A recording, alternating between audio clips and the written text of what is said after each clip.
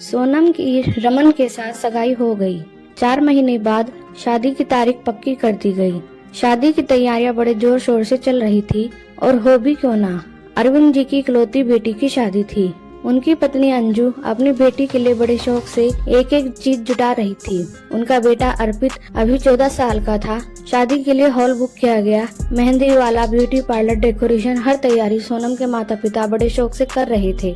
शादी से एक दिन पहले मेहंदी का फंक्शन था। सोनम के हाथों में मेहंदी लग रही थी। हरे रंग का सूट और फूलों वाली ज्वेलरी उसके चेहरे की चमक उसकी खुशी बयां कर रही थी। अंजू और अरविंद जी की बेटी का खिला हुआ चेहरा देखकर बहुत खुश थे। भगवान से प्रार्थना कर रहे थे कि उनकी बेटी को ससुराल में बहुत सी खुशियां और प्यार मिले। उन्हें यकीन था कि उनकी बेटी उस घर में जल्दी ही सबका मन जीत लेगी। अगले दिन सुबह से ही बारात के स्वागत की तैयारी शुरू हो गई। रात को 8 बजे बारात के स्वागत का समय था। चाय नाश्ता चल रहा था। अचानक कुछ हंगामा सा शुरू हो गया। अरविंद जी और उनका छोटा भाई पंकज दोनों जल्दी से दूल्हे के पास पहुँचे तो देखा कि दूल्हा जोर जोर से चिल्लाकर बोल रहा था। अरविंद जी की घबराहट के मारे आवाज ही नहीं निकल रही थी। पंकज जी ने पूछा, क्या हुआ बेटा? तो दूल्हा बड़ी बदतमीजी से बोला, मेरा 20,000 रुपए का फोन किसी ने चुरा लिया है। पंकज जी बोले, बेटा कहीं गिर गया होगा, अभी ढूंढ लेंगे, टेंशन मत लो। लेकिन वह कुछ समझ ही नहीं रहा था। फिर जोर से चिल्लाते हुए कहा, सब लड़की वाले चोर हैं, सबकी तलाशी हो, पुलिस को बुलाओ।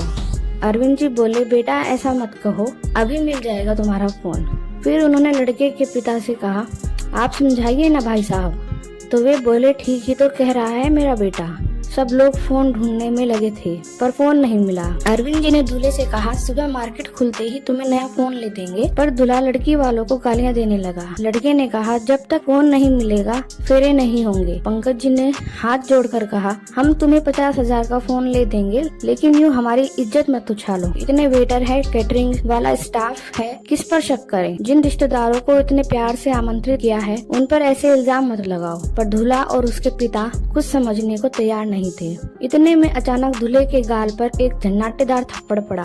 वह सोनम थी। वह बोली, भाग जाओ यहाँ से, मुझे तुम जैसे बदतमीज इंसान से शादी नहीं करनी, जिसे बड़ों से बात करने की तमीज तक नहीं है। फिर वो अपने पापा की ओर मुड़ी और बोली, पापा ये आदमी भरी सभा में आपकी इज्जत उछाल रहा है तो शादी के बाद मेरे साथ कैसा व्यवहार करेगा? चाचा जी, मुझे अपने परिवार की इज्जत बहुत प्यारी है, इसे धक्के मारकर निकालिए यहाँ से, मुझे शादी नहीं करनी। फिर क्या था, सबने मिलकर बारात को भगा दिया। अरविंद जी और अंजू जी रो रहे थे। तभी उसके चाचा मुस्कुराकर बोले, भैया भाभी आप लोग रोना बंद कीजिए, हमें तो गर्व होना चाहिए अपनी बेटी पर। आज अगर ये हिम्मत न दिखाती तो पता नहीं शादी के बाद क्या क्या झेलना पड़ता। आशा करती हूँ आपको कहानी पसंद आई होगी। कहानी पसंद आए तो वीडियो को लाइक करें और चैनल को सब्सक्राइब करें।